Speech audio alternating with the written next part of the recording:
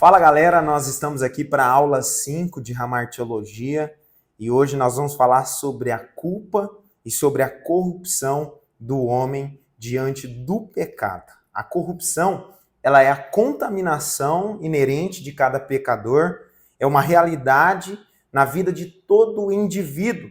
Todo aquele que é nascido de Adão, ele tem em si uma natureza manchada pelo pecado. Como foi dito em outras aulas, nós estamos destinados à morte, tanto física como espiritual. A origem ali do pecado nos proporcionou ter essa vida inclinada para o pecado, a desobediência ao Deus, e alguns teólogos vão dizer que esse pecado, ele teve ali a culpa em Adão.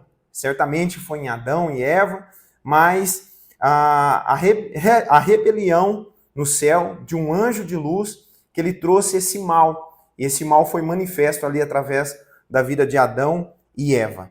Aqui nós podemos ver alguns elementos do pecado e dentre vários elementos nós queremos falar hoje sobre a culpa original e a corrupção original. A palavra culpa, nós entendemos, com relação ao pecado original, ela expressa uma relação que a justiça tem com o pecado. E alguns teólogos vão dizer que a relação que o pecado tem com a pena da lei é algo como resultado da escolha de Adão e Eva. Aí é assim que a culpa de Adão e Eva acontece, com a cabeça ali da raça humana, é imputada nos seus descendentes. Com este ensino, eles concordam as passagens de Romanos capítulo 5, de Efésios capítulo 2 e 1 Coríntios capítulo 15, onde mostra a culpa. Onde a culpa tem um sentido do pecado original. E também nós queremos falar sobre a corrupção original. A corrupção original do homem inclui a ausência de justiça original e a presença de uma mal real. É a tendência da natureza caída, herdada ali por Adão, que está condicionada para o homem, para ele pecar, para ele falhar e para ele desobedecer a Deus. Essa corrupção não é meramente uma enfermidade, ela não é uma privação, ela é resultado do pecado ali cometido por Adão e Eva no jardim do Éden. Nós percebemos aqui que há uma classificação dos pecados atuais. Eu quero dizer que é impossível você classificar todos os pecados atuais, pois eles vêm de uma classe, de um grau que pode diferenciar de um ponto mais alto.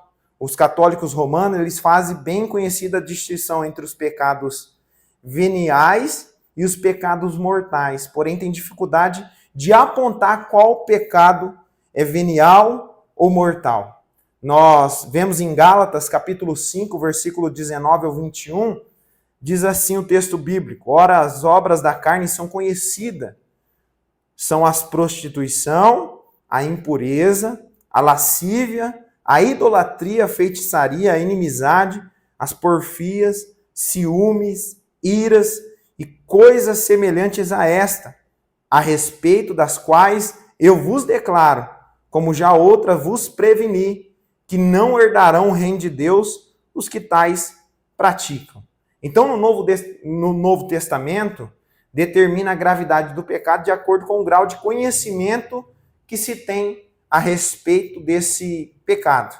Os gentios que estão em pecado são culpados aos olhos de Deus, porém, aqueles que gozam ali do favor do evangelho têm a revelação de Deus que eles estão destituídos da glória, mas a partir do momento que aceitam a Cristo, eles têm o seu pecado perdoado. Então, o pecado, ele pode ser tanto por comissão como por omissão. Omissão é omitir fazer o bem. E a partir do momento que eu sei o que é o bem e eu não pratico, isso também é um pecado na minha vida. Então, eu e você precisamos ter isso no nosso coração, ter isso na nossa mente. Há pecados que têm destruído as nossas vidas e nós precisamos se voltar para Deus com o coração arrependido.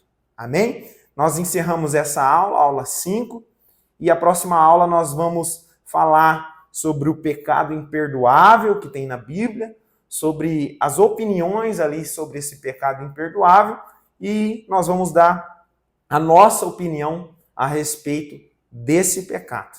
Amém? Deus abençoe, em nome de Jesus.